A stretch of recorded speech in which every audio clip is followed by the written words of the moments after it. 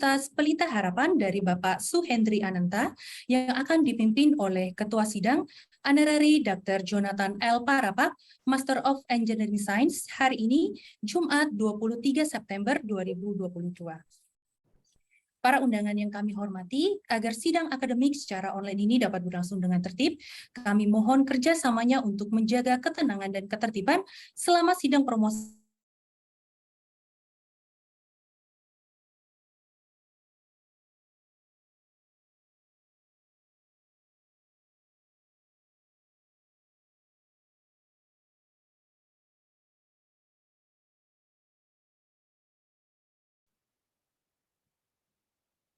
Putus ya.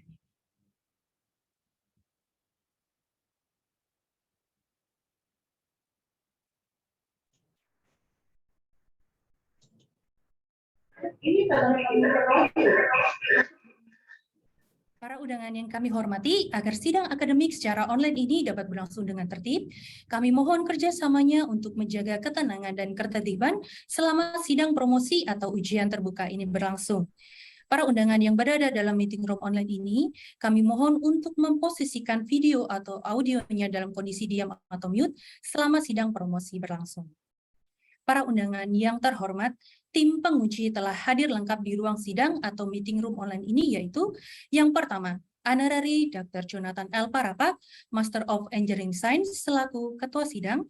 Yang kedua, Profesor Dr. M.S. Tumanggor, SH MSc CTA selaku promotor.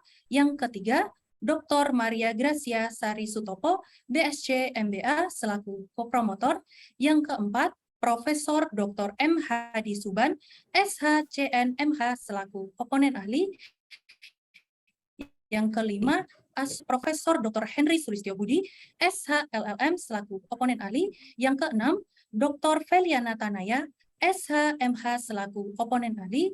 Yang ketujuh, Dr. Susi Susantijo, SHLLM selaku komponen ahli.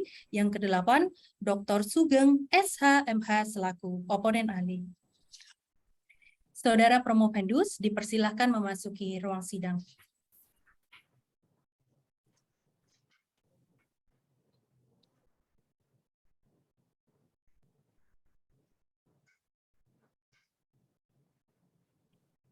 Baik, Bapak dan Ibu, mari kita mengawali sidang akademik pada siang hari ini dengan doa. Saya akan memimpin secara iman Kristiani, mohon dukungan dari Bapak dan Ibu sesuai dengan kepercayaan dan keyakinan masing-masing. Mari kita bersatu di dalam doa. Allah Bapa yang bertata di dalam kerajaan surga, terpujilah namamu Tuhan, kami panjatkan puji syukur atas kehadirat-Mu. Terima kasih Tuhan atas penyertaan-Mu yang sempurna, sehingga pada siang hari ini kami semua dapat hadir dalam keadaan sehat dan tidak kekurangan suatu apapun.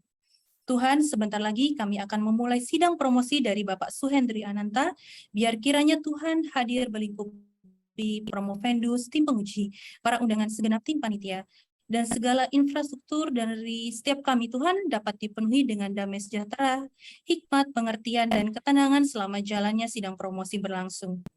Biar kiranya Engkau hadir dari awal, pertengahan, hingga akhir, sehingga dapat berjalan dengan baik seturut kehendak-Mu saja.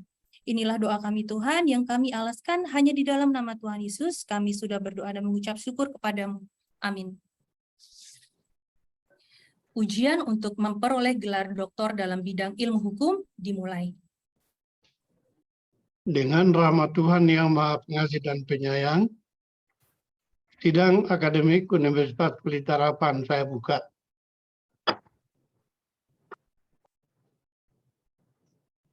Saudara Promovendus, sidang akademik Universitas Pelita Harapan yang saat ini berlangsung dalam rangka ujian promosi doktor akan mengajukan pertanyaan atas disertasi saudara yang berjudul legitimasi penerapan penundaan kewajiban pembayaran utang oleh anggota koperasi pada koperasi simpan pinjam.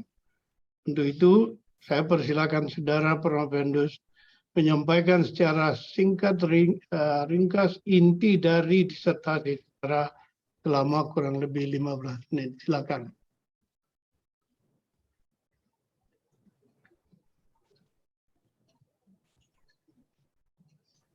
Baik, terima kasih pada Ketua Sidang. Bismillahirrahmanirrahim. Assalamualaikum warahmatullahi wabarakatuh. Salam sejahtera bagi kita semua. Yang saya hormati Ketua Sidang Bapak Dr. Honoris Causa Jonathan Limbong Parapak, Magister Engineering Science. Yang saya hormati Bapak Profesor Dr. MS Tumanggor, SH MSI CTA selaku promotor. Yang saya hormati Ibu Dr. Maria Gracia Sari Sutopo, SH BSc MBA selaku kopromotor.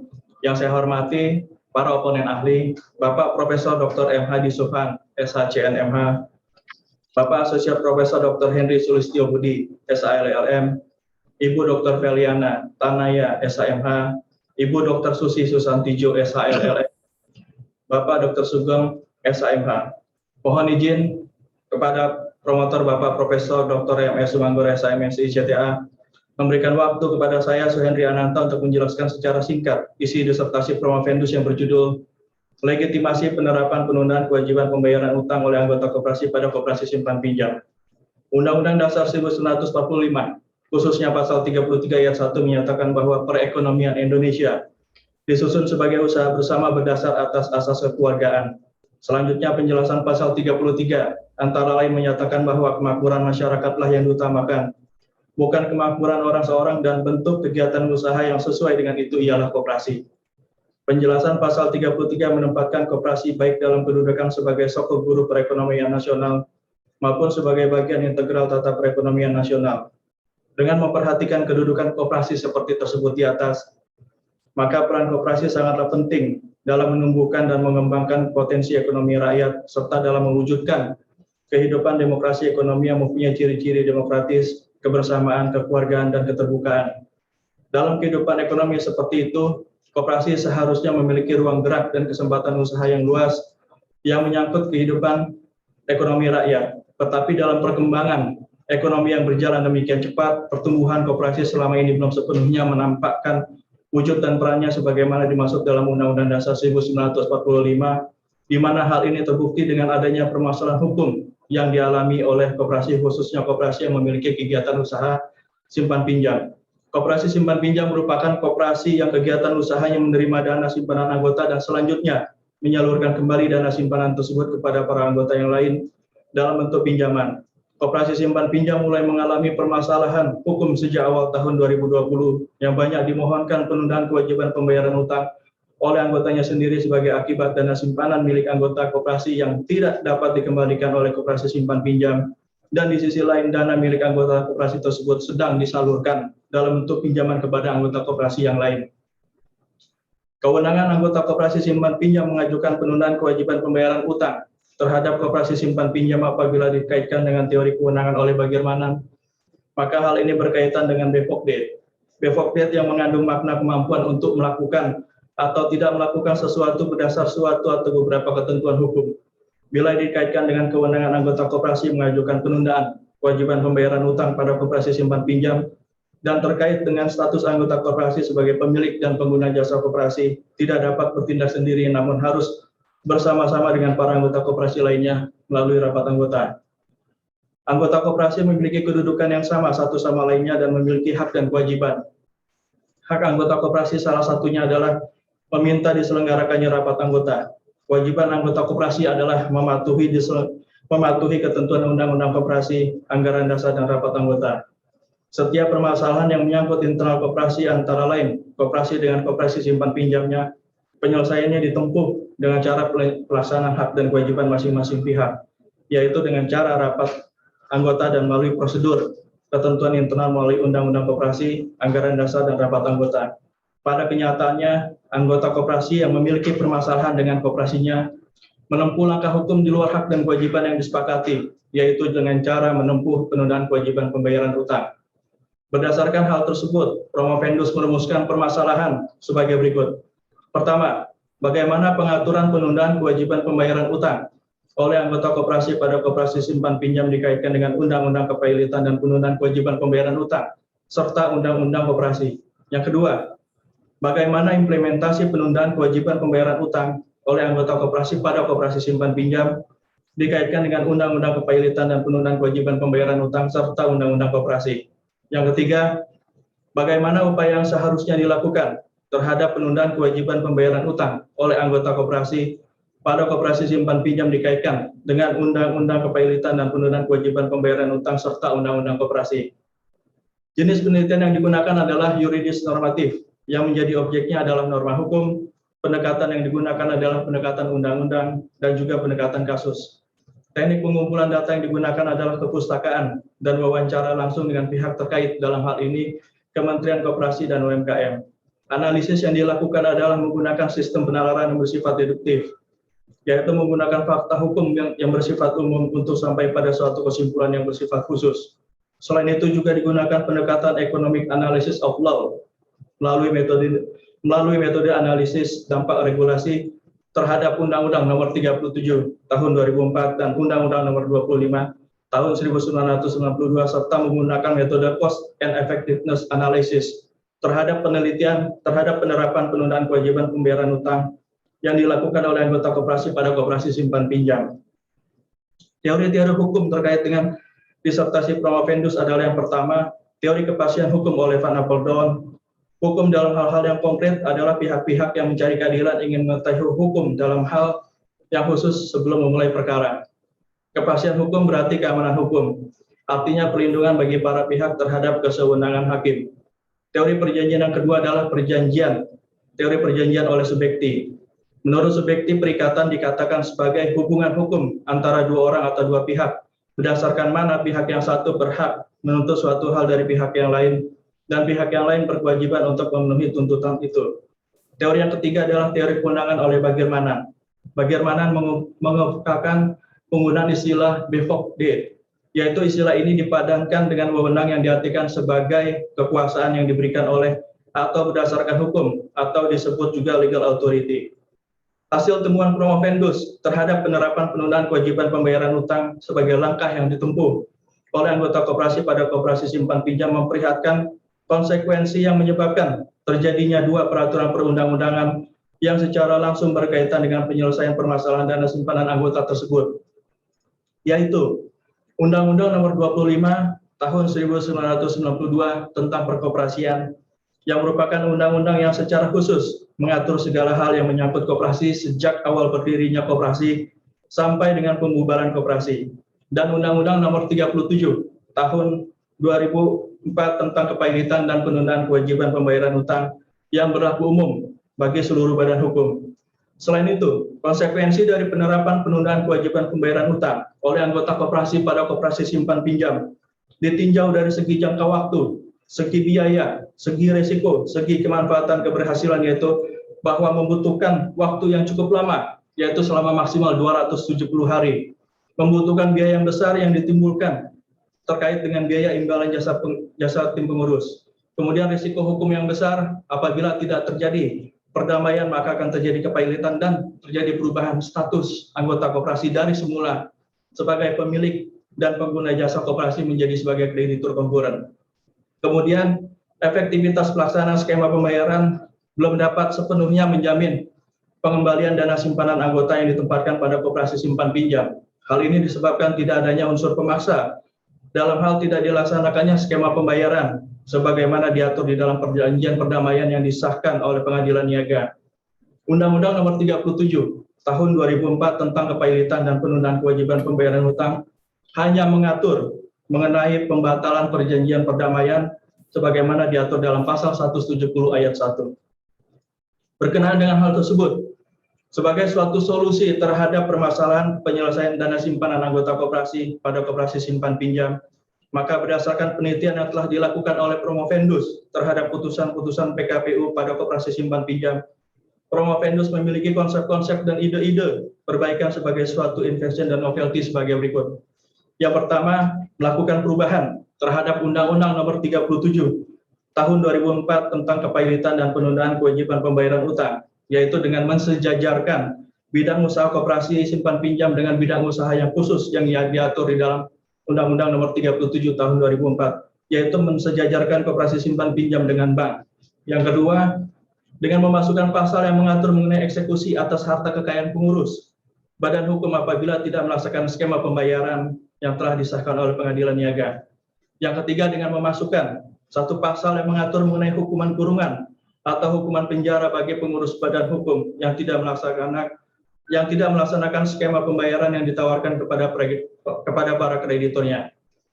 Kemudian melakukan perubahan terhadap Undang-Undang Nomor 25 Tahun 1992 tentang Perkoperasian. Yang pertama dengan memasukkan pasal yang mengatur penjaminan simpanan anggota dengan lembaga penjamin simpanan atau oleh LPS. Yang kedua dengan memasukkan pasal yang mengatur penyelesaian perselisihan antara koperasi dengan anggotanya maupun dengan pengurus koperasi. Yang ketiga dengan memasukkan pasal yang mengatur PKPU dan kepailitan pada koperasi hanya dapat dimohonkan oleh lembaga atau instansi yang secara khusus mengawasi dan memberikan izin kepada koperasi. Yang keempat, dengan memasukkan pasal yang mengatur uji kelayakan, fit and proper test bagi pengurus dan pengawas koperasi sebelum menjabat dan pada saat menjabat dengan masa berlaku sertifikasi fit and proper test selama jangka waktu tertentu. Yang kelima, dengan memasukkan pasal yang mengatur pengawasan oleh Kementerian Koperasi dan UMKM pada koperasi simpan pinjam, terutama mengenai pengawasan penyaluran dana simpanan milik anggota yang disalurkan dalam bentuk pinjaman kepada badan hukum, pengawasan terhadap tingkat pinjaman bermasalah atau non-performing loan, pengawasan terhadap perbandingan dana simpanan dengan dana yang disalurkan dalam bentuk pinjaman. Perubahan terhadap undang-undang, baik itu Undang-Undang Nomor 37 Tahun 2004 dan perubahan terhadap Undang-Undang Nomor 25 Tahun 1992 disadari oleh Promovendus membutuhkan waktu yang cukup lama untuk dapat diimplementasikan penerapannya. Untuk itu, Promovendus melihat perlunya peran serta Kementerian Koperasi dan UMKM dengan menerbitkan Peraturan Menteri Koperasi dan UMKM tentang penyelesaian permasalahan perselisihan dana simpanan anggota pada koperasi simpan pinjam. Demikian disampaikan uraian singkat disertasi Promovendus. Untuk agenda selanjutnya dikembalikan kepada Ketua Sidang. Terima kasih. Baik, terima kasih. Kita memasuki sesi sanggahan dan tanya jawab. Dan untuk yang pertama, saya persilakan Profesor Dr. MS Tumanggor, SA, MSc, CTA, untuk mengemukakan pertanyaan sanggahan. Silakan, Prof.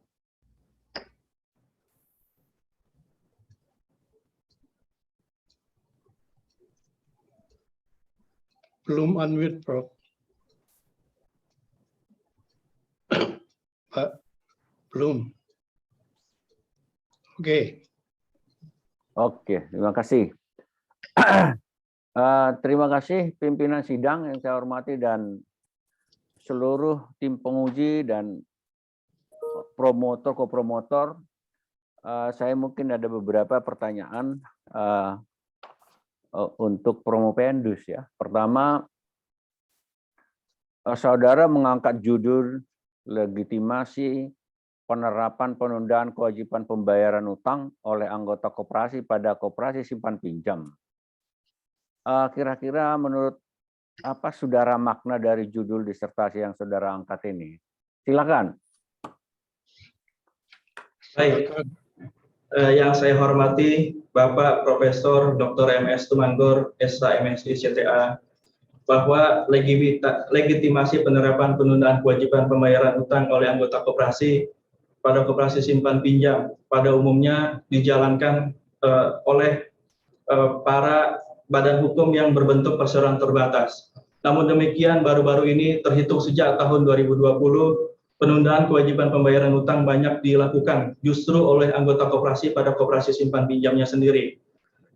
Legitimasi berdasarkan Kamus Besar Bahasa Indonesia memiliki makna kewenangan, keabsahan, kesahan. Penerapan penundaan kewajiban pembayaran utang bersifat tujuan mencari restrukturisasi dan bertujuan untuk menciptakan perdamaian. Namun demikian, hal ini cukup berbeda terhadap koperasi simpan pinjam, di mana kita ketahui bersama bahwa koperasi simpan pinjam itu dimiliki oleh anggota sebagaimana dimaksud di dalam pasal 17 ayat 1, yaitu sebagai pemilik dan juga sebagai pengguna jasa koperasi. Oleh karena itu, sebagai bentuk legitimasi daripada anggota koperasi itu menerapkan penundaan kewajiban pembayaran utang, maka berdasarkan ketentuan Undang-Undang Nomor 25 Tahun 1992 tentang Perkoperasian, maka perlu untuk mendapatkan persetujuan terlebih dahulu dari rapat anggota. Oleh karena itu, Promovendus melihat bahwa penerapan penundaan kewajiban pembayaran utang oleh anggota koperasi yang diputuskan maupun dikabulkan oleh hakim pada pengadilan niaga tidak semata-mata hanya melihat pada ketentuan Undang-Undang Nomor 37 Tahun 2004, tetapi juga banyak mempertimbangkan aspek-aspek di dalam Undang-Undang Nomor 25 Tahun 1992 sebagaimana yang disebutkan dan dimaknai serta diartikan lebih lanjut yang disebutkan oleh Kementerian Koperasi dan UMKM, dalam hal ini adalah Menteri Koperasi Bapak Teten Mas Duki. Demikian disampaikan, terima kasih. Baik, pertanyaan kedua berkaitan dengan Undang-Undang 2592. Bagaimana pendapat saudara Promopendis penyelesaian permasalahan pengembalian dana simpanan anggota bila menggunakan prinsip-prinsip yang diatur di dalam Undang-Undang Nomor 25 tahun 1992 tentang perkoperasian. Baik, terima kasih. Yang saya hormati Bapak Profesor Dr. MS Tumanggor, SH MSI CTA, bahwa Undang-Undang Nomor 25 Tahun 1992 merupakan satu undang-undang yang telah secara khusus mengatur segala hal menyangkut tentang perkoperasian. Baik itu mulai dari pendirian koperasi itu sendiri sampai dengan berakhirnya koperasi ataupun pembubaran koperasi itu sendiri. Maka di dalam Undang-Undang Nomor 25 Tahun 1992 mengatur mengenai hak dan kewajiban anggota koperasi. Sebagaimana secara tegas diatur di dalam pasal 20 ayat 1 mengatur mengenai kewajiban anggota. Salah satunya yaitu mematuhi anggaran dasar, Undang-Undang Koperasi, kemudian juga anggaran rumah tangga, serta rapat anggota. Sedangkan di dalam ayat 2-nya mengatur mengenai hak anggota, salah satunya meminta diselenggarakannya rapat anggota yang merupakan perangkat organisasi tertinggi pada koperasi sebagaimana disebutkan di dalam pasal 21. Penyelesaian dana simpanan anggota dapat dilakukan pembahasan pada rapat anggota yang bertujuan menghasilkan suatu keputusan yang mengikat kepada semua anggota, pengurus, dan pengawas. Bila mana modal koperasi yang terdiri dari simpanan pokok, simpanan wajib, dana cadangan, hibah maupun pinjaman kepada anggota, termasuk bank masih tidak mencukupi, maka dapat diambil satu keputusan untuk menjual aset-aset milik koperasi dalam rangka memperoleh dana segar dalam waktu singkat, dalam upaya melakukan pengembalian dana simpanan anggota yang telah jatuh tempo sekaligus memberikan kepercayaan kepada anggota koperasi terhadap keseriusan pengurus koperasi dalam menyelesaikan permasalahan yang ada. Dengan demikian, diharapkan dengan adanya kepercayaan dari anggota untuk menyimpan dananya kembali, sehingga kegiatan usaha koperasi simpan pinjam dapat kembali beroperasional secara normal. Demikian disampaikan. Terima kasih. Pertanyaan terakhir, bagaimana dampak terhadap implementasi penerapan PKPU ya, yang diajukan oleh anggota koperasi terhadap status keanggotaan yang dimilikinya? Baik, terima kasih yang saya hormati Bapak Profesor Dr. MS Tumanggor, bahwa terkait dengan dampak terhadap implementasi penerapan PKPU yang diajukan oleh anggota koperasi terhadap status anggota yang dimilikinya, maka terjadi perubahan status dari semula sebagai pemilik dan pengguna jasa koperasi sebagaimana disebutkan di dalam pasal 17 ayat 1 Undang-Undang Nomor 25 Tahun 1992 berubah statusnya dari menjadi sebagai kreditur kongruan. Hak yang dimiliki anggota koperasi sebagai pemilik berhak untuk menentukan langkah strategis dalam rangka penyelesaian masalah dana simpanan pada koperasi, termasuk misalnya dengan penjualan aset koperasi dan hasil penjualannya langsung dapat diterima oleh anggota koperasi. Sedangkan di dalam PKPU, kedudukan sebagai kreditur kongruan merupakan kedudukan yang sangat lemah, di mana seharusnya sebagai pemilik berhak melakukan langkah strategis dalam kapasitas sebagai kreditur kongruan, maka hak kepemilikan atas aset koperasi justru menjadi hilang dan dasar penuntutan hak berdasarkan dengan kreditur kongruennya terhadap harta kekayaan koperasi. Kedudukan kreditur kongruan diatur di dalam pasal 1131 dan pasal 1132 Kitab Undang-Undang Hukum Perdata, sehingga dengan demikian dampak yang dirasakan oleh anggota koperasi dengan terjadinya PKPU menghilangkan potensi-potensi yang seharusnya pengembalian dana tersebut dapat diterima oleh anggota koperasi menjadi tidak dapat diterima. Demikian disampaikan. Terima kasih. Terima kasih. Demikian pimpinan sidang. Saya serahkan ke pimpinan sidang. Terima kasih.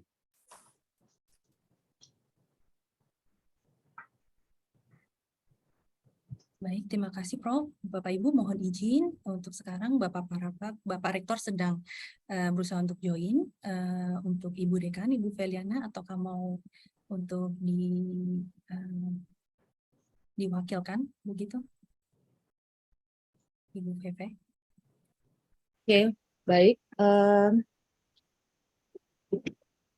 Untuk sambil menunggu Pak Rektor, izin saya untuk menggantikan Pak Rektor dalam memimpin sidang. Baik, terima kasih Ibu. Saya persilahkan penyanggah kedua, Ibu Dr. Maria Gracia Sari Sutopo, BSc MBA, untuk mengemukakan pertanyaan atau sanggahannya. Dipersilakan Ibu Maria. Terima kasih Ibu Dekan, Ibu Feli, sebagai Ketua Sidang sementara. Dan selamat siang Promovendus Suhendri. Selamat siang Ibu. Saya ingin mengambil kesempatan ini untuk mengucapkan selamat, di mana Promovendus sudah saat ini sampai saat puncak ya, untuk menyelesaikan program S3 di UPH. Semoga hari ini berjalan dengan lancar. Amin, terima kasih.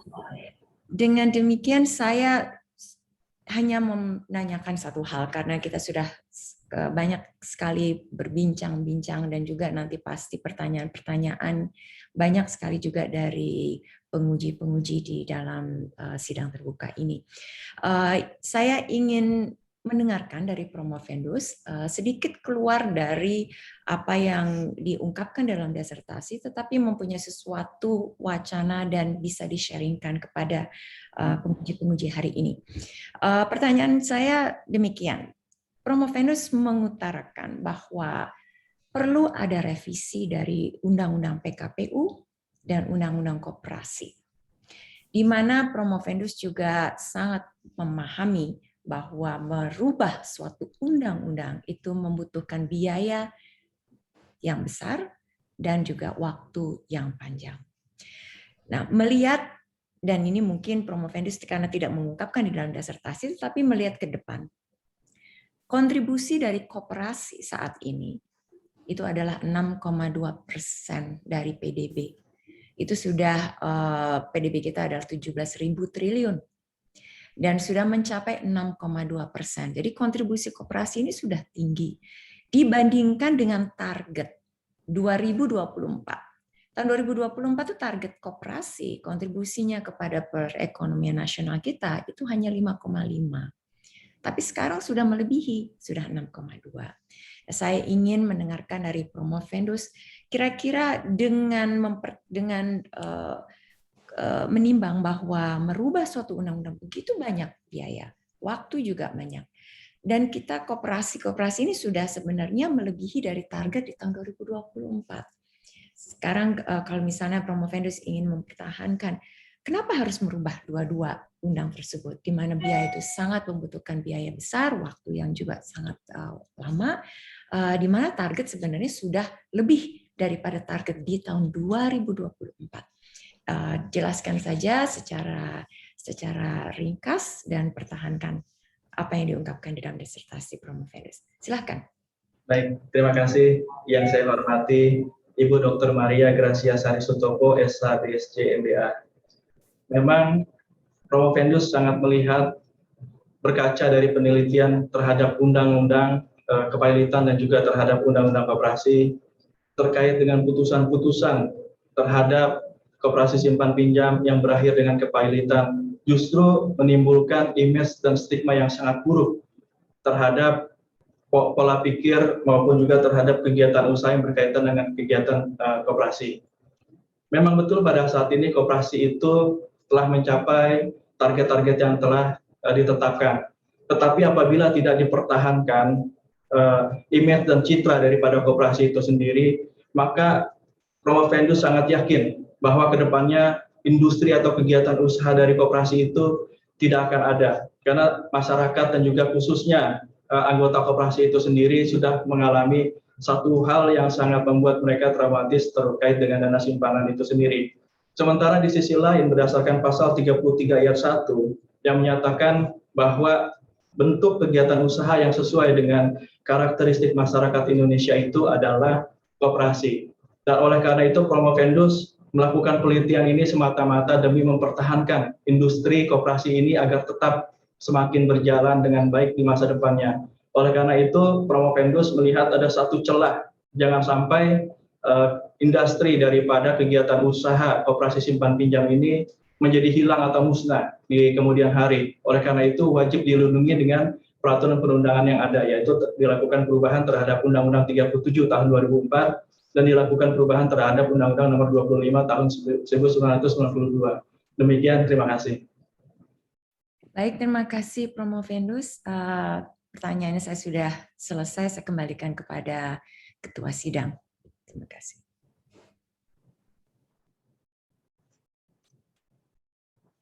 Oke, baik. Apakah Pak Rektor sudah hadir lagi? Belum ya? Belum, Ibu. Ya. Masih belum. Oh, I see. Oke. Ya, baik, saya akan lanjutkan. Saya persilahkan kepada Profesor Dr. M. Hadi Suban, SH, CNMH, untuk mengemukakan pertanyaan dan sanggahannya. Dipersilahkan, Prof. Terima kasih, pimpinan. Ada 2 pertanyaan dan 1 sanggahan ya terhadap apa yang saudara paparkan dan saudara tuliskan di dalam disertasi Promovendus begitu.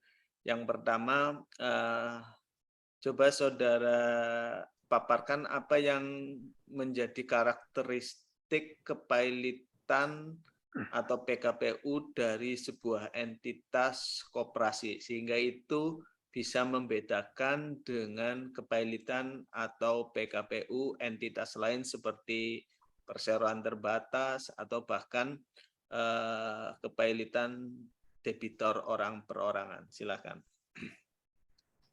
Oke, baik. Terima kasih. Yang saya hormati Bapak Profesor Dr. M. Hadi Suban, SHCNMH, bahwa yang membedakan karakteristik PKPU dan kepailitan itu selain memenuhi unsur daripada hutang jatuh tempo, kemudian terdiri dari 2 atau lebih kreditur, dan kemudian dapat dibuktikan secara sederhana atau memenuhi unsur sederhana, juga harus dilihat faktor, jikalau itu adalah badan hukum, harus dilihat faktor legalitasnya. Jikalau badan hukum yang mengajukan PKPU dan kepailitan itu adalah badan hukum perseroan terbatas, maka harus diperlukan persetujuan dari rapat umum pemegang saham. Tetapi jikalau itu merupakan badan hukum koperasi yang merupakan satu badan hukum yang memiliki karakteristik khusus sebagaimana dimaksud di dalam pasal 17 ayat 1, yaitu dimiliki oleh para anggota dan anggota itu juga berstatus sebagai pengguna jasa koperasi, maka disitulah pentingnya persetujuan dari rapat anggota. Demikian disampaikan. Ya. Kemudian pertanyaan yang kedua, bagaimana bisa saudara menjelaskan bahwa anggota koperasi yang melakukan simpan pinjam, karena tema disertasi saudara adalah koperasi simpan pinjam, dia dikualifikasikan sebagai kreditor, padahal dia adalah anggota koperasi itu sendiri. Kemudian kepentingan apa sehingga para anggota yang saudara klaim tadi sebagai kreditor untuk mengajukan PKPU atau kepailitan bahkan terhadap koperasi di mana dia sendiri menjadi anggotanya tersebut. Silahkan dijawab. Baik, terima kasih. Yang saya hormati Bapak Profesor Dr. M. Hadi Suban, SHCNMH, terkait dengan anggota koperasi yang justru mereka dapat dianggap dan memenuhi sebagai kreditur oleh Hakim Pengadilan Niaga. Yang pertama, karena berdasarkan Undang-Undang Nomor 37 Tahun 2004 tentang kepailitan dan penundaan kewajiban pembayaran utang. Di sana disebutkan adanya unsur terdiri dari 1 utang. Utang tersebut adalah sesuatu yang bernilai, yang dapat dihargai atau dapat dimaknai dengan sesuatu kewajiban berupa suatu nilai nominal tertentu, kemudian terdiri dari lebih dari 1 kreditur dan dapat dibuktikan secara sederhana.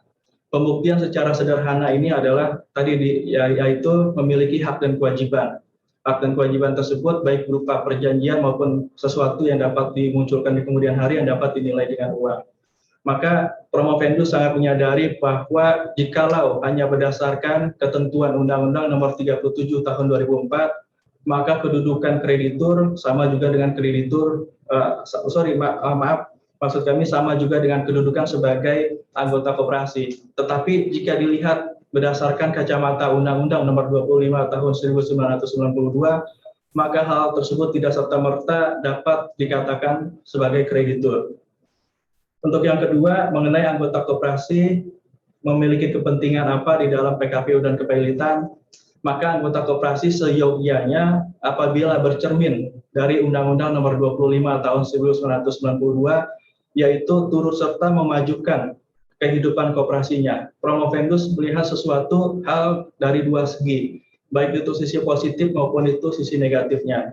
Sisi positifnya adalah Promovendus sangat berkeyakinan bahwa anggota koperasi yang bertindak sebagai kreditur memiliki tujuan yang mulia dalam arti menyelesaikan permasalahan dana simpanan anggota dan tidak bermaksud untuk membuat menjadi suatu bentuk kepailitan, di mana kunci daripada perdamaian di dalam PKPU itu adalah sesuai dengan pasal 281 Undang-Undang Nomor 37 Tahun 2004, yaitu pada saat voting proposal perdamaian yang diajukan oleh pengurus koperasi itu harus memenuhi unsur baik itu dari kreditur kongruen maupun itu dari kreditur separatis. Maka dari itu kreditur kongruen sebetulnya memiliki kunci untuk menentukan arah keberhasilan apakah PKPU itu akan berakhir dengan perdamaian ataukah akan berakhir dengan kepailitan. Demikian, terima kasih. Terakhir untuk sanggahan ya. Saudara di dalam paparan dan disertasi saudara selalu mengatakan bahwa PKPU maupun kepailitan itu tidak tepat untuk entitas dari koperasi tersebut. Tetapi kita ketahui semua bahwa mayoritas yang dimohonkan PKPU atau pilot dari koperasi tersebut adalah koperasi yang mereka tidak proper mengelola koperasi tersebut. Ibaratnya banyak disalahgunakan wadah koperasi tersebut untuk kepentingan yang bukan sebenarnya tujuan koperasi tersebut. Sehingga sebenarnya entitas koperasi itu juga tidak semata-mata soko guru perekonomian Indonesia yang disalahgunakan oleh oknum-oknum tertentu. Sehingga karena ketika ada penyalahgunaan tujuan dari koperasi tersebut, maka sebagai penyeimbang dari penyalahgunaan tersebut, instrumen kepailitan menjadi salah satu jalan keluar untuk hal tersebut. Bagaimana tanggapan saudara? Silakan. Baik, terima kasih. Yang saya hormati Bapak Profesor Dr. M. Hadi Subhan, SHC, MH. Promovendus berdasarkan penelitian yang dilakukan oleh Promovendus melihat memang dari sekian banyak koperasi, hanya koperasi-koperasi tertentu saja yang dalam tanda kutip tersandung berbagai permasalahan hukum. Di antaranya adalah terkait juga dengan PKPU dan kepailitan. Dari jumlah koperasi yang berjumlah puluhan ribu dan belasan ribu, berdasarkan hasil diskusi Promovendus dengan Kementerian Koperasi dan UMKM, tercatat di wilayah Jakarta Pusat selama periode tahun 2021 ada sebanyak 44 koperasi simpan pinjam. Promovendus melihat memang tidak seluruhnya koperasi itu dijalankan oleh pengurus dengan baik dari koperasi itu sendiri. Maka dari itu Promovendus menginginkan adanya suatu perubahan terhadap ketentuan undang-undang PKPU dan kepailitan, yaitu adanya satu unsur pemaksa. Jangan sampai ada terjadi perdamaian tetapi tidak ada satu unsur pemaksa untuk melaksanakan skema pembayaran yang telah disahkan di dalam perjanjian perdamaian. Salah satunya itu adalah tadi dengan ancaman hukuman kurungan maupun juga dengan melakukan penyitaan terhadap aset-aset milik pengurus koperasi sebagaimana dimaksud. Hal ini juga sesuai dengan pasal 34 ayat 1 dari Undang-Undang Nomor 25 Tahun 1990. Demikian, terima kasih. Ya, terima kasih pimpinan Bu Baik, Dekan. boleh saya ambil alih kembali? Ya, terima kasih Pak Rektor. Sesi saya sudah selesai. Saya kembalikan Baik, terima kasih. Pimpinan. Saya sudah mendengarkan juga jawaban itu. Terima kasih. Selanjutnya saya persilakan Profesor Dr. Hendy Sulistyo, Associate Profesor Dr. Hendy Sulistyo Budi SLLM untuk mengajukan pertanyaan tanggapan. Silakan. Baik, terima kasih Pak Rektor. Saudara Suhendri rasanya baru kemarin saudara lulus S2, sekarang sudah mau lulus S3. Ini buah dari ketekunan saudara. Saya harus mengucapkan terima kasih kepada promotor dan kopromotor yang sudah mendampingi saudara, menyalurkan ketekunan saudara untuk membuahkan hasil yang baik ini. Ada 3 catatan kecil saya menyambung tadi pandangan dari kopromotor terkait dengan waiving dalam menimbang kebutuhan atau urgensi kebutuhan untuk mengamandemen Undang-Undang Koperasi dan Undang-Undang Kepailitan. Beberapa rekan yang pada tahap ujian tertutup, saya sering menyarankan untuk jangan sekedar melempar bola. In the sense bahwa jangan sekedar punya gagasan amandemen ini, amandemen itu, revisi ini, revisi itu, tetapi tidak realistik dalam arti tidak melihat bagaimana kinerja legislatif kita, bagaimana struktur lawmaking proses kita yang ada prolegnasnya, yang harus ini itu yang harus ditambahkan sebagai satu pemikiran yang diconsider di dalam menyampaikan rekomendasi.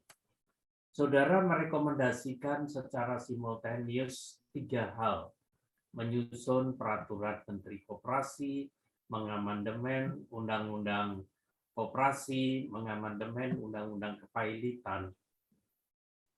Sementara di dalam kesimpulan yang saya baca, saudara menempatkan itu sebagai opsi sebetulnya. Kalau opsi, kalau saya milih A, saya tidak milih B. Kalau saya milih B, saya tidak milih A maupun C. Itu opsi. Saudara menyimpulkan ada 3 opsi, tapi di dalam rekomendasi 3-tiganya saudara pakai untuk plan way out-nya. Perlu peraturan Menteri Koperasi, amandemen 2 undang-undang itu. Di mana sebetulnya jalan pemikiran dari desertasi ini? Itu yang pertama, saya persilahkan. Saya aturkan arahan dari Pak Rektor untuk yang bersangkutan menjawabnya. Saya persilahkan. Silakan dijawab dulu yang pertama. Baik, terima kasih yang saya hormati Bapak Asosiat Profesor Dr. Hendy Sulistyo Budi, SLLM, terkait dengan rekomendasi dari Promovendus terkait dengan dilakukan perubahan terhadap Undang-Undang Nomor 37 Tahun 2004 dan juga dilakukan perubahan terhadap Undang-Undang Nomor 25 Tahun 1992 dan terkait juga dengan penerbitan dari Kementerian Koperasi dan UMKM tentang peraturan menteri untuk penyelesaian perselisihan terkait dengan dana simpanan anggota. Promovendus melihat ada satu sisi urgensi yang harus segera dilaksanakan. Walaupun Promovendus percaya dengan pengalaman, Promovendus juga menangani perkara PKPU maupun juga dengan rancangan undang-undang di DPR yang membutuhkan waktu yang cukup lama, maka Promovendus melihat dari undang-undang tersebut yang perlu dilakukan perubahan, maka harus ada satu bentuk konkret untuk menanggulangi kekosongan jangka waktu hukum itu dengan diterbitkan adalah peraturan Menteri Koperasi dan UMKM. Terkait dengan opsi-opsi tersebut merupakan opsi-opsi skala prioritas. Artinya yang harus segera didahulukan adalah pertama peraturan Kementerian Koperasi dan UMKM. Kemudian opsi yang kedua itu adalah segera dilakukan perubahan terhadap Undang-Undang Koperasi, yaitu Undang-Undang Nomor 25 Tahun 1992 Dan yang ketiga itu adalah segera dilakukan perubahan terhadap Undang-Undang Nomor 37 Tahun 2004. Hal ini menurut Promovendus agar pada saat terjadi permasalahan yang sama, maka para pihak bisa merujuk pada satu ketentuan yang mengatur secara khusus, tidak lagi tidak menghormati ketentuan Undang-Undang Nomor 25 Tahun 1992 yang telah menyangkut dan mengatur hak dan kewajiban dari para pihaknya, tetapi justru memilih satu ketentuan lain yang pada saat diterapkan itu justru belum dapat dilakukan eksekusi secara tajam di lapangan, di mana hal ini terbukti berdasarkan konsultasi dan wawancara dengan Kementerian Koperasi dan UMKM, didapatkan kesimpulan terdapat 8 koperasi besar yang bermasalah yang ditangani oleh Satgas Koperasi. Justru dengan adanya PKPU dan kepailitan itu belum dapat dilaksanakan skema pembayaran yang telah diperjanjikan di dalam perjanjian perdamaian. Atas hal itu, dengan bertukar pikiran, kemudian terciptalah opsi-opsi seperti yang disampaikan Promovendus dalam disertasi ini. Demikian, terima kasih. Baik, terima kasih. Masih dilanjutkan. Izin Pak Rektor, saya lanjutkan. Kalau itu penjelasannya, maka tidak sesuai dengan apa yang ditulis ya. Opsional itu pilihan-pilihan yang hanya satu dan tidak yang lain. Coba lakukan second reading dan renungkan kembali, perlu ada rewrite untuk poin itu sebelum ini nanti jadi buku. Ini bakal jadi buku kedua saudara ya, Soebu ya. Terima kasih. Pertanyaan saya yang kedua, mohon izin Pak Rektor, terkait dengan gagasan saudara yang saudara paparkan sebagai satu konsep perlunya koordinasi antara lembaga institusi Kementerian Koperasi dengan Mahkamah Agung. Saya tidak mengangkat ini sebagai pertanyaan, tetapi sebagai koreksi bahwa koperasi sebagai kementerian eksekutif tidak sepatutnya dan tidak dimungkinkan untuk melakukan bahasa saudara koordinasi sebagai lembaga legislatif. Ingat dulu kita punya Mahkejapol, Mahkamah Agung, Kejaksaan Agung, dan Kepolisian. Itu saja dikoreksi. Belajar dari pengalaman itu, salah satu spiritnya adalah bahwa tidak mungkin ada koordinasi seperti itu. Kemandirian dari Mahkamah Agung tidak mungkin diposisikan dan levelnya tidak mungkin diposisikan setara dengan koperasi untuk kemudian duduk berkoordinasi. Mungkin pemikiran yang saudara inginkan sebetulnya memberi masukan kepada Mahkamah Agung agar dibuat hukum acara, aspek proseduralnya, modalitasnya untuk penyelesaian masalah-masalah seperti ini bila diajukan di pengadilan. Komentar saudara? Terima kasih Pak Rektor. Baik, silakan ada komentar.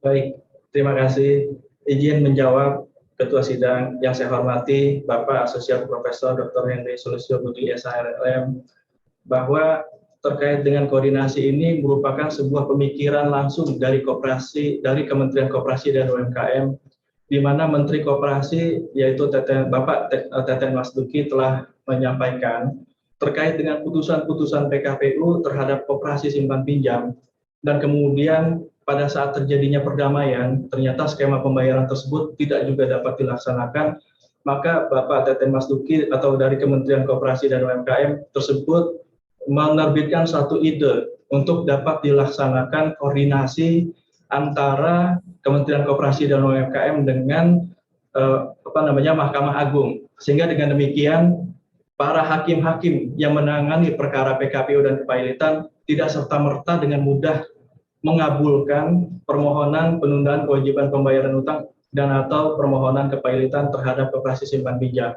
Demikian disampaikan, terima kasih. Izin Pak Rektor untuk merespon poin ini, karena saudara punya komunikasi dengan teman-teman di Kementerian Koperasi, tolong diingatkan bukan bahasa yang tepat untuk dipakai kata koordinasi itu.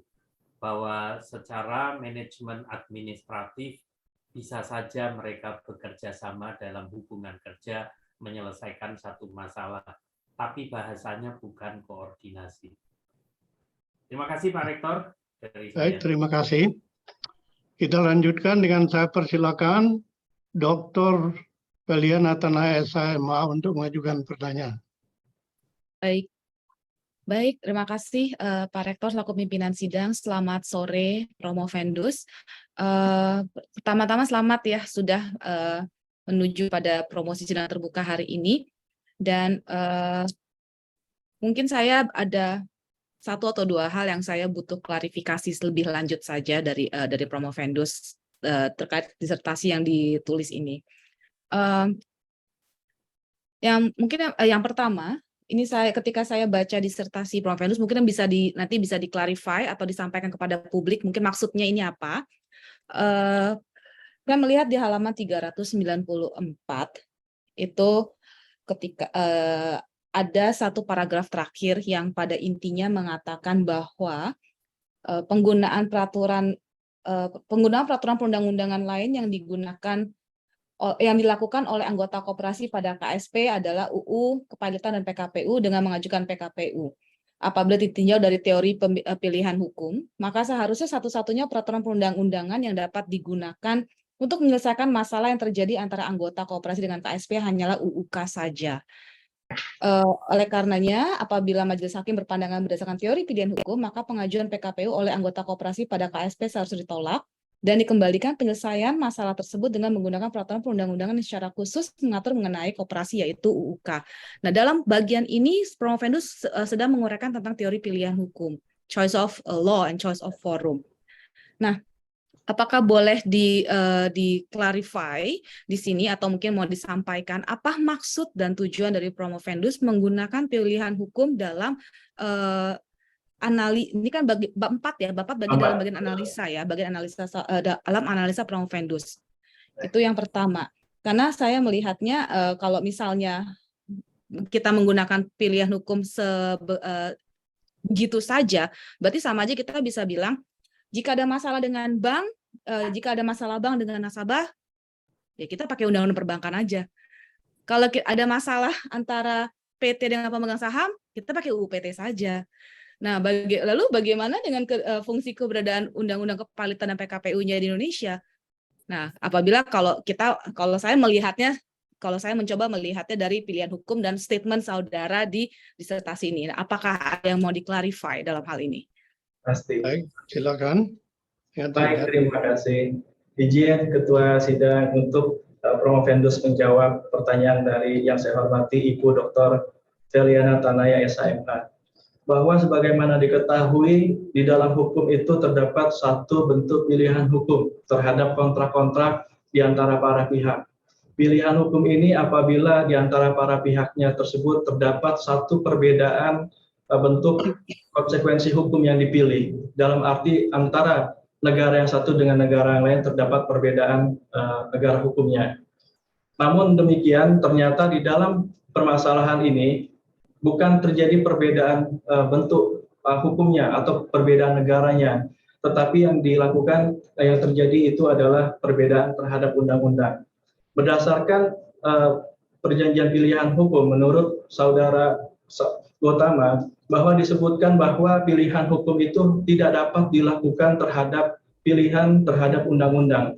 Yang dapat dilakukan adalah hanya pilihan terhadap bentuk jenis antara hukum yang satu dengan hukum yang lain, atau dengan kata lain itu adalah bentuk hukum internasional. Dalam arti misalnya para pihaknya satu di Indonesia, satu pihaknya lagi ada misalnya di Belanda, maka dipilihlah di situ, jatuhlah di situ adalah pilihan hukum. Namun demikian terhadap undang-undang yang sama tidak diperkenankan adanya pilihan hukum, sehingga dengan demikian kembali lagi kepada asas lex specialis derogat lex generalis di dalam hukum. Artinya hukum yang khusus mengesampingkan hukum yang umum. Dalam hal ini hukum yang khusus itu adalah Undang-Undang Nomor 25 Tahun 1992 tentang Perkoperasian yang mengatur hak dan kewajiban, mengatur segala hal yang berkaitan dengan koperasi. Demikian disampaikan, terima kasih. Baik, silakan lanjut.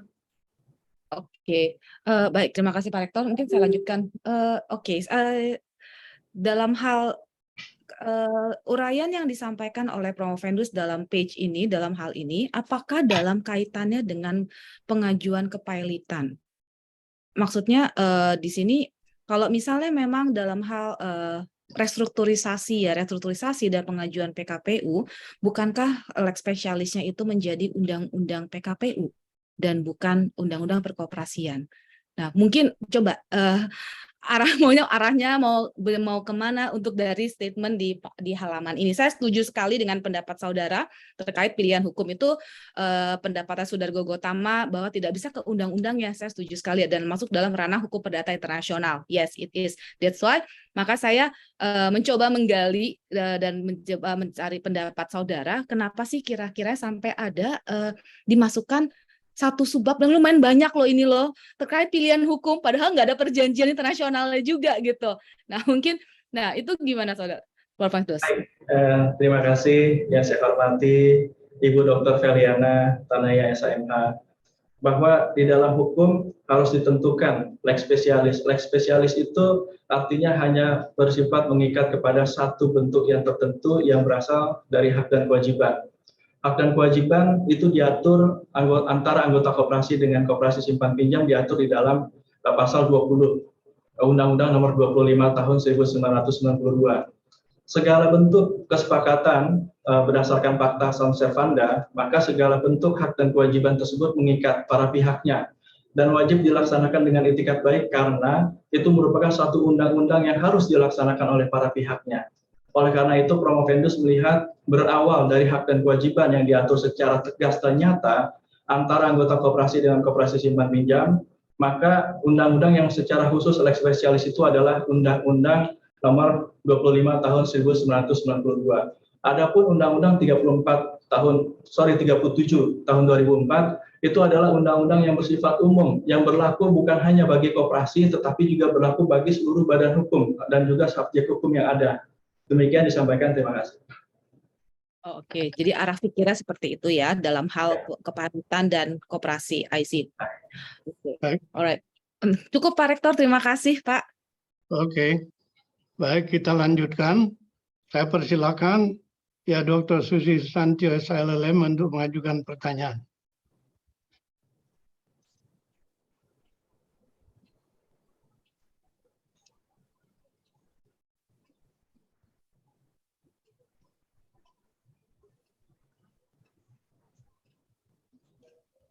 Kok nggak kedengaran ya, Bu?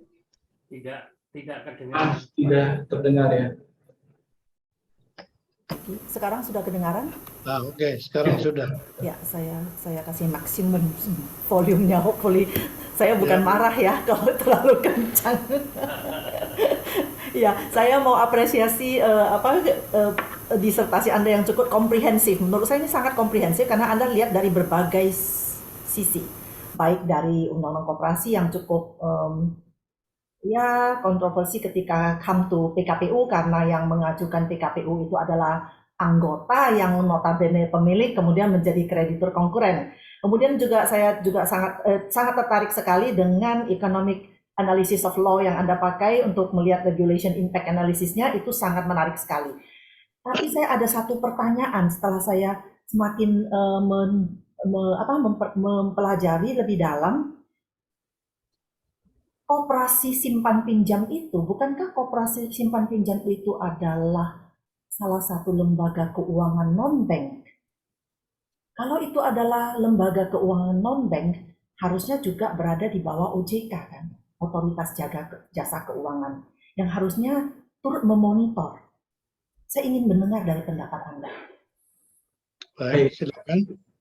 Baik, terima kasih Ibu Dokter, yang saya hormati Ibu Dokter Susi Susanti SLLM.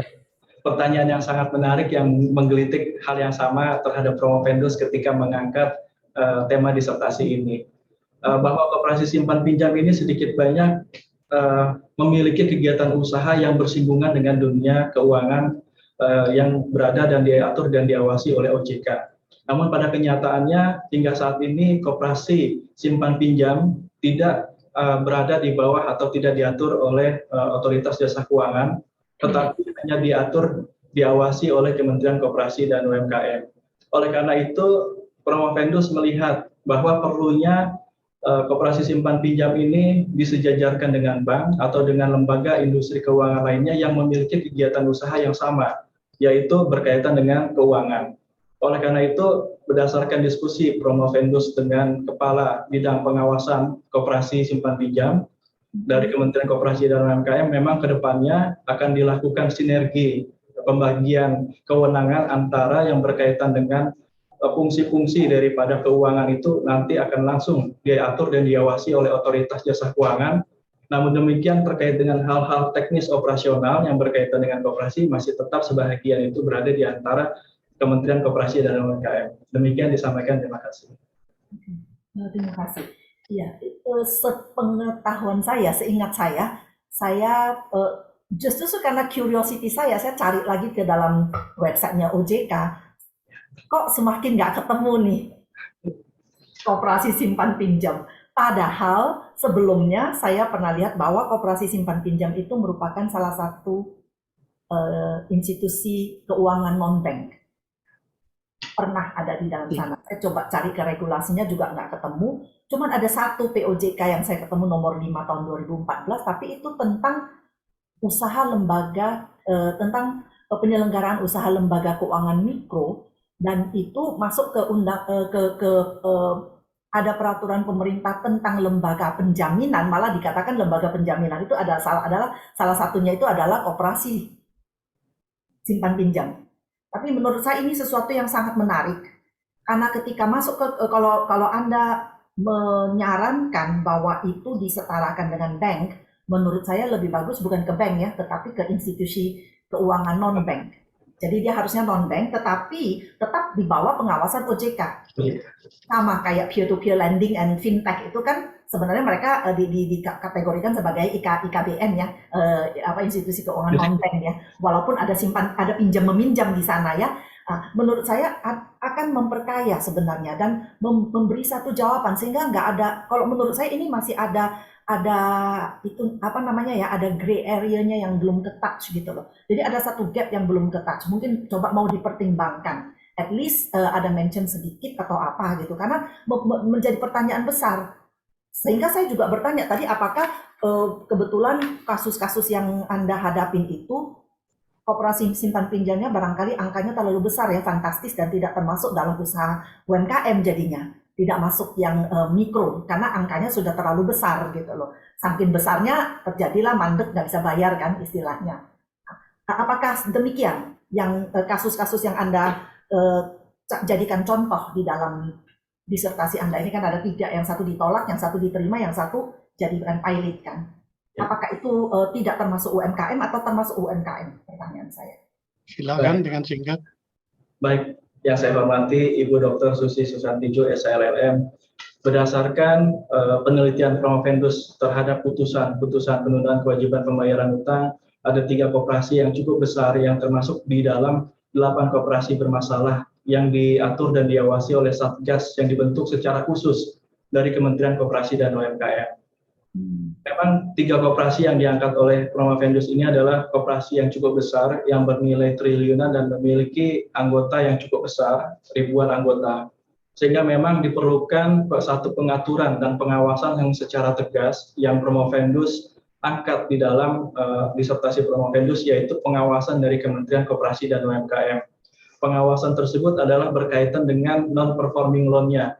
Kemudian terkait juga dengan penyaluran pemberian pinjaman tersebut bukan lagi diprioritaskan kepada badan hukum, tetapi diprioritaskan kepada orang perorangan. Mengingat ketika Promovendus melakukan kajian ini, ternyata sebagian besar inti akar permasalahan adalah penerapan pemberian pinjaman tersebut yang mayoritas adalah diberikan kepada bentuk badan hukum, bukan kepada orang perorangan. Demikian disampaikan, terima kasih.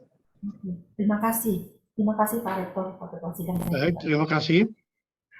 Selanjutnya saya persilakan Dr. Sugeng SMA untuk mengajukan pertanyaan sanggahan. Silakan. Terima kasih Bapak Ketua Sidang atas kesempatan yang diberikan. Mohon izin promotor dan kopromotor, serta Bu Dekan, dan para oponen ahli yang terpelajar. Yang pertama saya ingin menyampaikan apresiasi terhadap pencapaian Saudara Promovendus. Saya mengikuti riset Saudara sejak ujian tertutup pada bulan Juli yang lalu, dan sudah banyak perbaikan yang telah dilakukan. Ada satu pertanyaan yang ingin saya ajukan dalam kesempatan kali ini, terkait saran dari disertasi Saudara untuk membentuk semacam lembaga penjamin simpanan bagi koperasi simpan pinjam. Padahal kita tahu jumlah koperasi simpan pinjam di Indonesia ini sangat banyak jumlahnya dengan kategori yang beragam. Tadi disebutkan ada yang asetnya, dana kelolaannya sampai triliunan. Ada juga yang sangat kecil.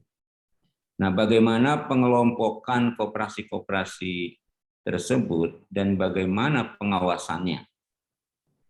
Apakah harus menjadi anggota dari lembaga penjamin simpanan seperti yang Saudara sarankan atau bagaimana? Terima kasih Bapak Ketua, silakan. Baik, silakan, dengan singkat. Baik, terima kasih. Yang saya hormati Bapak Dr. Sugeng, SHMH. Terkait dengan pembentukan LPS, Promovendus melihat bahwa koperasi simpan pinjam memiliki kegiatan usaha yang mayoritas memiliki kemiripan yang sama dengan bank, yaitu adanya dana simpanan dari para anggota yang selanjutnya disalurkan kembali dalam bentuk pinjaman kepada para anggota yang lain. Sehingga dengan demikian menimbulkan satu faktor risiko apabila tidak di-cover atau tidak dijamin oleh lembaga penjamin simpanan. Oleh karena itu, Promovendus melihat adanya perlu pengklasifikasian usaha bahwa salah satu bentuk koperasi simpan pinjam ini masuk ke dalam industri keuangan non-bank yang diatur dan diawasi oleh otoritas jasa keuangan, sehingga dengan demikian dapat dimasukkan dan juga dapat dijamin oleh lembaga penjamin simpanan. Oleh karena itu, Promovendus juga melihat perlunya pengaturan lebih lanjut dari Kementerian Koperasi dan UMKM terhadap berbagai bentuk dan jenis klasifikasi usaha koperasi, yaitu ditentukan berdasarkan nilai asetnya mereka, kemudian ditentukan berdasarkan nilai anggotanya, kemudian juga ditentukan berdasarkan perbandingan dana simpanan dan juga dana pinjamannya. Oleh karena itu, kedepannya diharapkan juga adanya satu bentuk konkret daripada yang telah disarankan oleh Promovendus untuk dijamin atau di-cover seluruh dana simpanan para anggota koperasi ini di dalam bentuk lembaga penjamin simpanan, sama halnya seperti yang telah dilakukan dan telah berjalan selama ini di perbankan. Demikian, terima kasih. Terima kasih atas jawaban Saudara Promovendus. Sudah cukup pertanyaan dari saya. Selanjutnya saya serahkan kembali kepada Bapak Ketua Sidang. Silakan. Baik, terima kasih. Bagi saya, topik kita hari ini sangat menarik. Karena saya lahir di Hari Koperasi. Ya, jadi 12 Juli. 12 Juli ya. Dan karena lahir di Hari Koperasi, saya sudah menjadi penggalang koperasi. Sudah ikut mendirikan barangkali 7, 8, sampai 10 koperasi. Nah, tapi kalau saya lihat tadi, ini fokusnya kepada simpan pinjam. Salah satu koperasi yang saya mulai itu di Indosat. Mulanya adalah simpan pinjam. Tetapi sekarang yang fokus utama itu adalah bisnis sampingan, sehingga memberikan return kepada anggota dari koperasi itu. Nah, ini bagaimana, apa kaitannya dengan disertasi Promovendus mengenai ya koperasi, ya saya ambil contoh saja Indosat yang sekarang punya ya kalau boleh katakan tanda kutip ya perusahaan dengan ribuan karyawan, karena menyediakan security, menyediakan service, cleaning service dan sebagainya ya, dan paling tidak selama saya masih di sana itu keuntungannya banyak banget. Itu sehingga itu dibagi kepada anggota, tidak mendapatkan mengharapkan manfaat yang terkait dengan ya simpan pinjam, tetapi justru dari usaha koperasi. Ada komentar dari Provendus. Baik, terima kasih yang saya hormati Bapak Ketua, Bapak Dr. Honoris Causa Jonathan Limbong Parapat, Magister Engineering Science, bahwa koperasi memiliki berbagai bentuk jenis kegiatannya. Selain koperasi simpan pinjam, ada koperasi produsen, ada koperasi konsumen, juga ada koperasi jasa.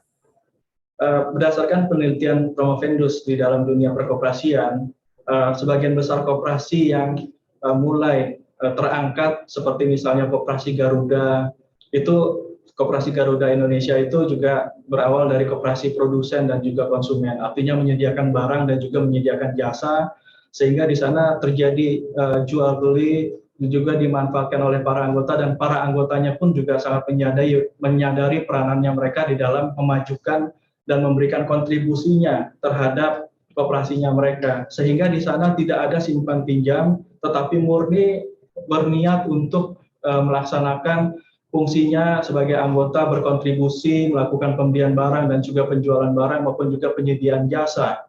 Sehingga sebagaimana kita lihat berdasarkan pengalaman yang Promovendus lihat, sangat terbukti sekali koperasi-koperasi ini justru dapat bangkit dan makin berkembang, bukan hanya memiliki satu bentuk gedung saja, tetapi juga memiliki berbagai gedung. Istilahnya bukan hanya gedung, tetapi misalnya tower gitu ya. Karena didapatkan dari keuntungan itu dan mensejahterakan para anggotanya, dan ini sangat sesuai sekali dengan pasal 33 ayat 1 Undang-Undang Dasar 1945. Artinya memang banyak koperasi yang bangkit dan berhasil itu bukan semata-mata karena peranan pengurusnya saja, tetapi peranan dan fungsi dari para anggota itu sendiri justru memegang peranan yang penting dalam turut serta memajukan industri koperasi itu sendiri. Demikian, terima kasih. Baik, terima kasih. Saya mendapat kesan, ya termasuk saya, ya barangkali memajukan koperasi beberapa itu, ini campur baur. Mulanya cuma simpan pinjam, tetapi sesudah itu ya menjadi membentuk anak-anak perusahaan yang akhirnya menjadi sumber pendapatan bagi koperasi, sehingga pendapatan anggota itu bukan cuma dari simpan pinjam, tetapi lebih banyak daripada dividen karena adanya usaha-usaha dari itu, dan itu dilakukan oleh pengurus. Jadi ya ini hanya bagian dari ya saya sebagai orang yang dilahirkan di hari koperasi, ya sangat terlibat di dalam kegiatan koperasi. Baiklah, saya kira ya mohon maaf atas interupsi tadi ya karena masalah listrik ya, dan ujian telah berakhir, dan izinkan saya dan tim penguji untuk mengadakan sidang tertutup, melakukan penilaian. Sidang saya skor untuk beberapa saat. Promovendus dipersilakan meninggalkan ruang sidang, dan para undangan dimohon menunggu sejenak untuk para penguji melakukan sidang tertutup guna memberikan penilaian.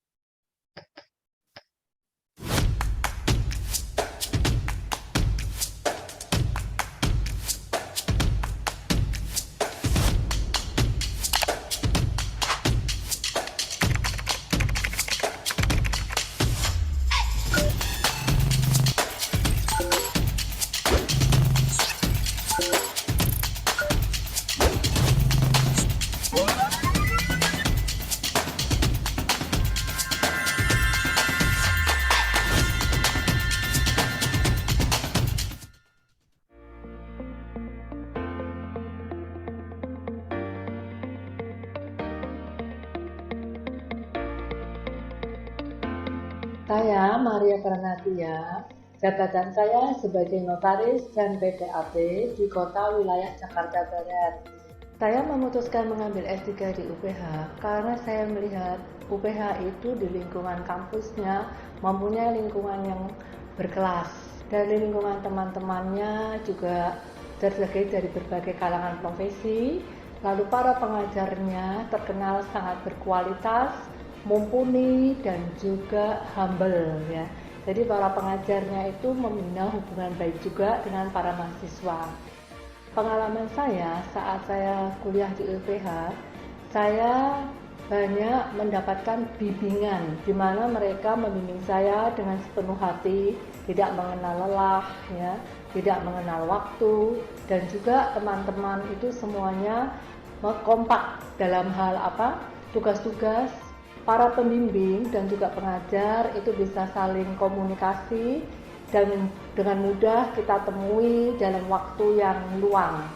Setelah S3 di UPH, kita lebih banyak mempunyai network dari berbagai kalangan profesi yang bisa membina hubungan jaringan kita di dalam pekerjaan kita, karena mahasiswa terdiri dari beberapa kalangan profesi yang berkualitas ya dan berkelas.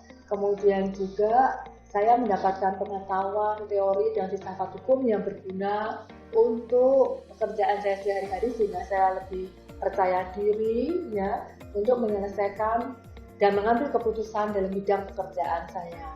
Terutama karena saya mengambil disertasi juga permasalahannya mengenai fidusia yang berkaitan dengan pekerjaan saya sehari-hari.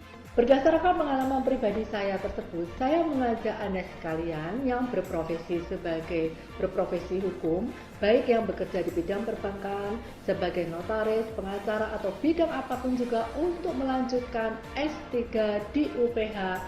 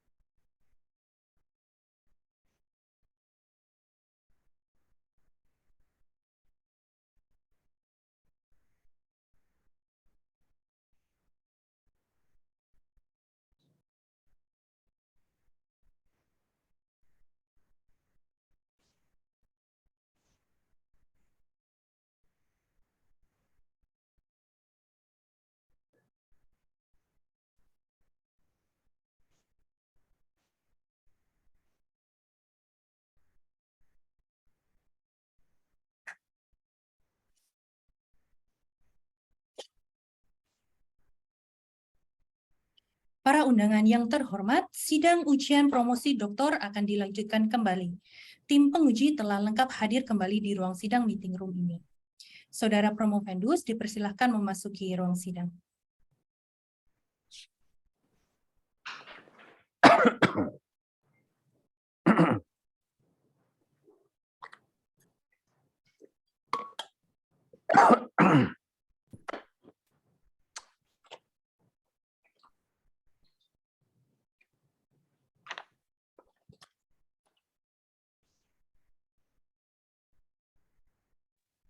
Mohon maaf, Bapak Rektor masih mute, Bapak.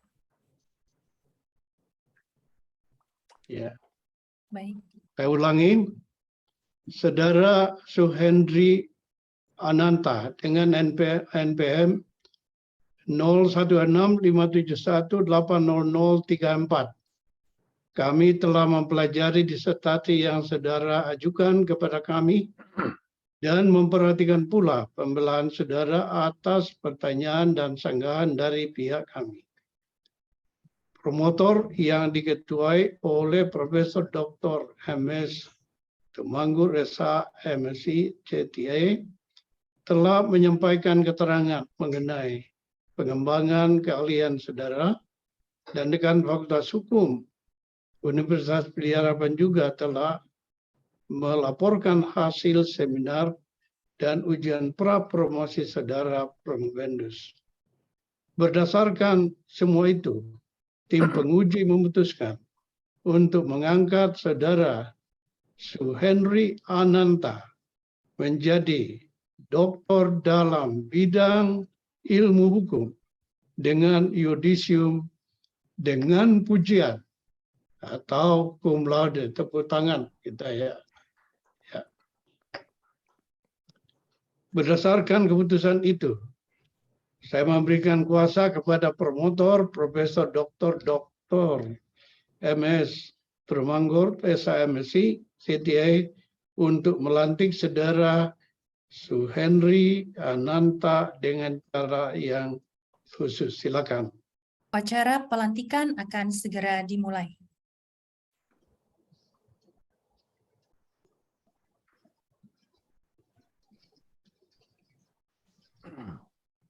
Dengan rasa gembira dan sukacita, saya menerima tugas yang diserahkan oleh Ketua Sidang kepada saya.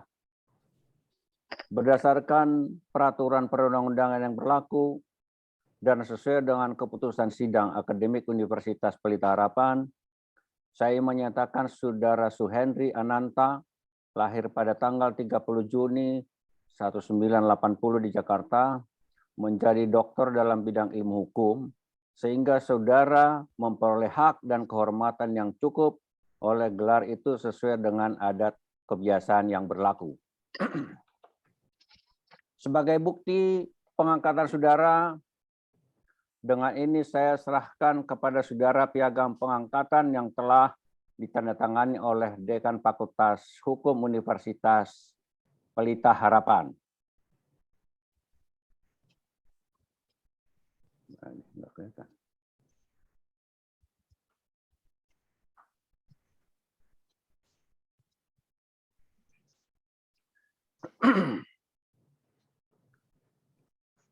Saudara Suhendri Ananta, saya ucapkan selamat atas gelar yang telah saudara peroleh. Shalom, salam sejahtera, selamat siang, pimpinan sidang dan seluruh tim penguji. Kami mengucapkan terima kasih atas keputusan sidang promosi doktor hari ini. Juga kami sampaikan terima kasih kepada hadirin yang telah mengikuti sidang promotor doktor ini, baik yang online maupun offline. Saudara Dr. Suhendri Ananta SH, MH, MKN, kami merasa gembira saudara telah dinyatakan lulus pada sidang promosi dengan ini yudisium cum laude. Kami telah berusaha membimbing saudara dengan sebaik-baiknya sebatas kemampuan kami. Keberhasilan saudara hari ini merupakan bukti atas kesungguhan dan ketekunan saudara menempuh segala rintangan yang saudara hadapi. Saudara Dr. Suhendri Ananta SH, MHMKN, kami bangga pada saudara. Jadikanlah peristiwa ini sebagai sejarah terpenting dalam hidup saudara, yang bukan saja dikenang, melainkan juga sebagai titik tolak keberhasilan saudara menempuh kehidupan selanjutnya. Kami ucapkan selamat kepada saudara, sampaikan selamat serta rasa bahagia kami kepada keluarga saudara. Sejak hari ini, maka berakhir sudah tugas kami membimbing saudara. Namun demikian kami berharap saudara tetap menjaga hubungan baik dengan kami dan alma mater Universitas Pelita Harapan. Sekali lagi, kami ucapkan terima kasih kepada pimpinan sidang dan seluruh anggota sidang yang terhormat. Terima kasih juga kami sampaikan kepada Rektor, Ketua Senat Universitas Pelita Harapan, Dekan dan Kaprodi S3 Hukum Fakultas Hukum Universitas Pelita Harapan yang telah menunjuk dan mempercayai kami sebagai tim promotor Saudara Dr. Suhendri Ananta SH, MH, MKN. Kami tim promotor, saya Tumanggor sebagai promotor dan co-promotor Dr. Maria Gracia Sari Sutopo, PC, MBA sebagai co-promotor. Terima kasih. Salam hormat. Demikian Ketua Sidang. Baik. Terima kasih Prof. Sebelum menutup sidang akademik ini, saya sampaikan kepada hadirin bahwa saudara Dr. Suhendri Ananta adalah doktor yang ke-126 lulusan program Doktor S3 Ilmu Hukum, Fakultas Hukum Universitas Pelita Harapan. Saya sebagai Rektor UPH dan pimpinan sidang mengajak kita semua mengangkat syukur kepada Tuhan Yang Maha Pengasih dan Penyayang karena hanya oleh anugerahnya kita dapat melaksanakan sidang terbuka pada siang hari ini walaupun ada sedikit gangguan listrik. Tapi ternyata itu tidak yang membatasi kita menyelesaikan tugas. Selamat kepada Saudara Dr. Suhendri Ananta, selamat kepada seluruh keluarga, ya, dan ini suatu berkat dari Tuhan dan kiranya akan mendorong saudara mengabdi di bidang hukum bagi masyarakat Indonesia. Terkhusus saya begitu senang karena ini temanya adalah koperasi. Ya, dalam diri saya karena hari ulang tahun saya adalah hari ulang tahun koperasi. Dan memang jiwanya juga pun juga ingin sekali memajukan koperasi. Baik di desa, ya di perusahaan di mana saya ada, di departemen dulu saya mulai koperasi, juga di UPH selalu menginginkan koperasi maju. Dan memang diperlukan ya peraturan-peraturan yang lengkap untuk mendukung kemajuan dari perkoperasian kita di Indonesia. Karena sesuai dengan amanat undang-undang, koperasi sangat penting bagi perekonomian kita untuk kesejahteraan masyarakat. Saya harap juga Saudara Dr. Suhendri Ananta sebagai ya alumni dari UPH ikut terus memikirkan, mendoakan UPH agar semakin maju, semakin dipakai oleh Tuhan untuk menjadi berkat ya bagi masyarakat bangsa dan negara kita melalui pendidikan. Dan kiranya kontribusi saudara yang telah disampaikan merupakan bagian dari apa yang telah terjadi di UPH, kontribusi akademik, dan itu merupakan kekayaan yang disumbangkan bagi universitas dan juga bagi masyarakat dan bangsa kita. Terima kasih kepada seluruh tim penguji, tim promotor yang sudah bekerja keras ya selama beberapa tahun, dan terima kasih kepada semua hadirin yang hadir ya pada sidang terbuka ini. Kiranya Tuhan memberkati kita semua sehingga kita menikmati kehidupan yang berkenan kepada Tuhan. Terima kasih, dan sebelum saya menutup sidang ini, Saya minta Krisnanda untuk menutup dalam doa. Baik, terima kasih Bapak Rektor. Bapak Ibu, para hadirin undangan yang terhormat, sambil mengucap syukur kepada Tuhan atas dilantiknya doktor baru, mari kita menutup sidang akademik pada siang hari ini dengan doa. Saya akan memimpin secara iman Kristiani, mohon dukungan dari Bapak dan Ibu sesuai dengan kepercayaan dan keyakinan masing-masing. Mari kita bersatu di dalam doa. Allah Bapa yang penuh kasih, dikuduskanlah kiranya namamu, puji dan syukur kami panjatkan kehadiran-Mu Tuhan. Terima kasih Tuhan atas penyertaan-Mu yang sempurna, sehingga jalannya sidang pada hari ini dapat berjalan dengan baik dan lancar. Terima kasih Tuhan atas dilantiknya doktor baru Fakultas Hukum Universitas Pelita Harapan yang ke-126, yaitu Dr. Suhendri Ananta. Semoga dengan ilmu yang sudah didapatkannya ini bisa menjadi berkat, dan ilmu tersebut dapat diabdikan dan dipertanggungjawabkan bagi UPH dan masyarakat. Kami menyerahkan Bapak Dr. Suhendri Ananta ke dalam tangan pengasihan-Mu, beserta dengan keluarga besar yang Engkau akan memberkati setiap rencana dan segala doa-doa yang dipanjatkan. Kami berterima kasih juga Tuhan untuk tim penguji yang boleh hadir dalam keadaan sehat dan tidak kekurangan suatu apapun. Biar kiranya cinta kasih Tuhan memberkati tim penguji dan keluarga. Inilah doa kami yang kami alaskan hanya di dalam nama Tuhan Yesus Kristus. Kami sudah berdoa dan mengucap syukur kepadamu. Amin. Baik, terima kasih. Dengan demikian, sidang akademik telah selesai dilaksanakan dan atas berkat Tuhan yang Maha Pengasih dan Penyayang, sidang akademik Universitas Pelita Harapan saya nyatakan ditutup. Baik, terima kasih Bapak Ketua Sidang. Mohon izin Bapak Ibu, sebelum kita meninggalkan ruang sidang, kita akan ada sesi foto bersama. Foto bersama akan dipimpin langsung oleh host. Kami persilakan host. Baik, Bapak Ibu. Mohon izin untuk dokumentasi saya akan mengambil foto. Mohon Bapak Ibu untuk dapat melihat ke arah kamera masing-masing. Saya hitung dalam hitungan ketiga Bapak Ibu. 1, 2, 3. Mohon ditunggu sebentar, Bapak Ibu. Baik, terima kasih Bapak Ibu. Terima kasih host. Yang terhormat Bapak Rektor, tim penguji, Bapak Ibu dan para hadirin, atas nama program studi Doktor Hukum Universitas Pelita Harapan, kami mengucapkan terima kasih atas kehadiran dan partisipasinya. Sampai bertemu kembali. Selamat siang, Tuhan Yesus memberkati. Terima kasih. Terima kasih. Terima kasih Pak Terima Rektor. kasih. Terima kasih pada Prof. Henry, Prof. semua. Ya, yang ini Terima kasih. sekali lagi maaf atas nama PLN atau apa gitu ya. Ya. Ya, ini Ya. kita ada interupsi, tetapi selalu tidak menyerah, maju terus.